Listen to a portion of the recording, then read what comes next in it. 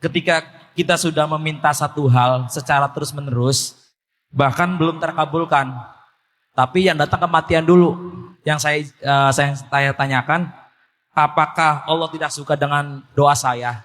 Allah tuh setiap kali kita berdoa, selama doa itu menurut kita adalah doa yang baik, nggak mengandung maksiat, tidak mengandung zalim kepada siapapun, maka Allah pasti mengabulkan doa kita.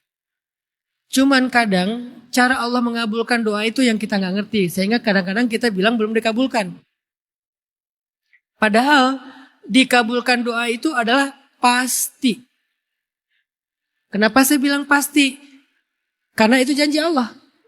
Ud'uni astajib lakum. Mintalah kepadaku, pasti aku kabulkan. Kan Allah yang berjanji, dan Allah kan gak pernah ingkar janji. Udah pasti dikabulkan. Jadi enak banget orang Islam tuh. Ada apa-apa minta sama Tuhannya, pasti dikabulkan. Pasti. Tapi kadang cara Allah ngabulin yang kita gak ngerti.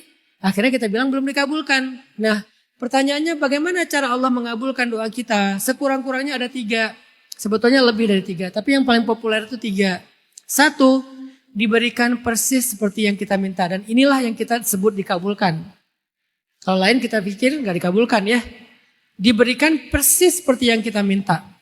Kedua, diberikan yang lebih baik daripada yang kita minta.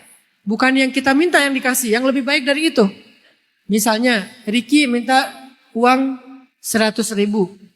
Ricky itu lebih suka kalau minta uang 100.000, dikasih 100.000 atau dikasih 1.000.000. Pasti semua kita pengen yang lebih baik kan? Tapi dalam hubungan kita dengan Allah, seringnya kita merasa lebih tahu daripada Allah. Dikasih 1.000.000, kita bilang, loh, ya Allah kan saya minta 100, kenapa dikasih 1.000.000? Allah gak benar nih. Padahal 1.000.000 itu lebih baik daripada 100.000. Sering kita bersyukur, kalau kita minta 100.000 dikasih 100.000, kita bersyukur Allah baik banget. Tapi kalau dikasih 1.000.000 kita nggak bersyukur, kita bilang Allah nggak mendengar doa saya. Padahal udah dikasih lebih baik. Ini tentang kita ngerti Allah atau enggak. Tadi ma'rifatullah, mengenal Allah atau tidak. Dan yang ketiga, Allah mengabulkan doa dengan cara mengganti doa kita dengan menghindarkan kita dari keburukan yang sama dengan doa kita. Misalnya doa kita itu buruk. Tanpa kita tahu di dalam doa kita itu ada keburukan. Misalnya ya Allah semoga saya keterima kerja di situ.